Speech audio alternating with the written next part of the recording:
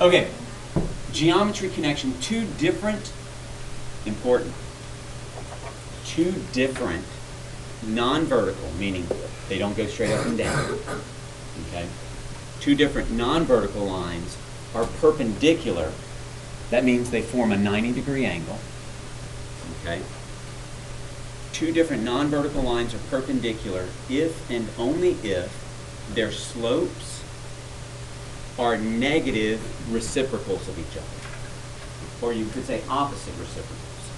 So, if the slope of line 1, let's just say line 1, slope equals, let's say it's 1/2. And line 2 is perpendicular to it. Then its slope would be the reciprocal, 2 over 1, and the opposite sign, negative. Okay? Now remember, if two lines are parallel, they have the exact same slope. If they're perpendicular, then their slopes are opposite reciprocals. Okay? So, if I started out with the slope for line 2, the slope for line 2 is negative 2 over 1, and line 1 is perpendicular to it, I know that it's the reciprocal, 1 over 2, and it's the opposite sign. Since line 2 was negative, line 1's positive. Okay? Now we need to use that information for what we're going to do here. Okay? In example 2, A says, show that AB, all right, where is AB? Here. Show that AB and BC,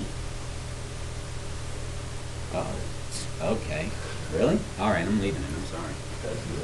Are perpendicular sides of figure ABCD. They want us to prove that these two line segments are perpendicular to each other. Perpendicular means they form a right angle. Oh, okay. Okay? Got it. Now, I just need to look at their slopes.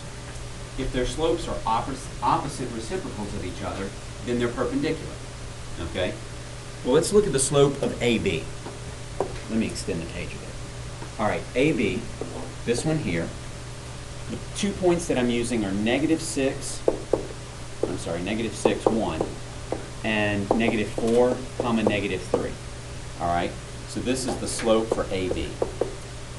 The slope for AB is going to equal 1, I like to put my parentheses so I don't mess up the signs, 1 minus negative 3 on top, remember the y's go on top. On the bottom, negative 6, minus negative 4. So then that's going to simplify to equal 4 over negative 6 plus 4, negative 2. What's that simplify to, Kyle? Negative 2 over 1, right? Now, Kyle, if these two lines are perpendicular to each other, what does the slope of BC need to equal?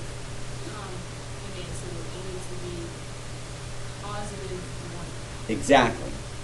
Opposite sign, right? So it needs to be positive. I'm just going to write it over here.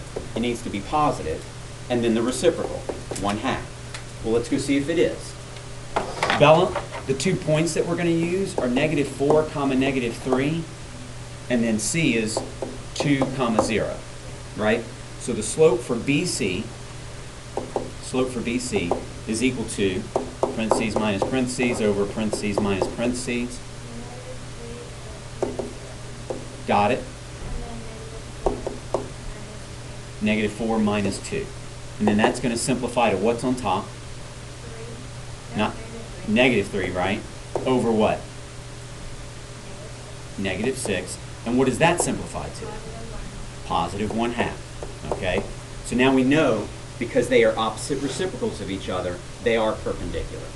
Kyle told me what it needed to be. He said it needed to be positive 1/2, and it is. Okay? Wait, I have a question. Yes, ma'am. Will line BC will it be the opposite or like be perpendicular to C? Well, we would have to look at that. We'd have to consider those two points to see if the slope between them, they look perpendicular, but I can't guess at it, right? I'd have to find out the slope. And it looks like it is. It looks like it's down 1, 2, 3, 4, and over 2, which would be